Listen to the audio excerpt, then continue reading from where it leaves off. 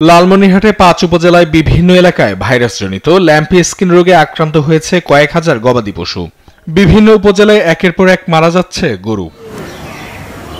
সবচেয়ে বেশি ক্ষতিগ্রস্ত হয়েছে জেলা শহরের ১ নং ওয়ার্ডের বিএনপি কলোনি, যেখানে গত ৮ দিনে মারা গেছে ৮টি গরু এবং আক্রান্ত হয়েছে প্রায় ২৫০টি।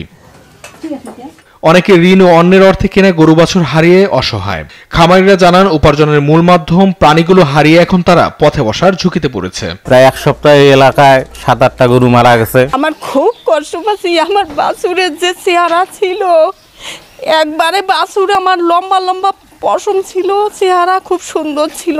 এখনো আমার আত্মা কান্দে ওই বাছুরের জন্যে। অনেক ক্ষতিগ্রস্ত। আমার একটা গরু মারা গেছে, অনেক টাকা পয়সা খরচ করার পরেও মারা গেছে। এতে আমি অর্থনৈতিকভাবে অনেক ক্ষতিগ্রস্ত। শেষ পর্যন্ত নিজের কাছে নাই, ঋণ করিয়া নিয়ে চিকিৎসা করলাম, আটকাবার পারলাম না। সরকারিভাবে এখনো ভ্যাকসিন সরবরাহ শুরু হয়নি, তবুও জনসচেতনতা বৃদ্ধি, পরামর্শ এবং সহায়ক চিকিৎসা দেওয়া হচ্ছে বলে জানান জেলা প্রাণী সম্পদ অধিদপ্তর। এটির ব্যাপারে আমাদের সরকারের পক্ষ থেকে সামনের অর্থ বছরে শতভাগ গরুকে ল্যাম্পি স্কিন ডিজিজের টিকা দেওয়ার পরিকল্পনা গ্রহণ করা হয়।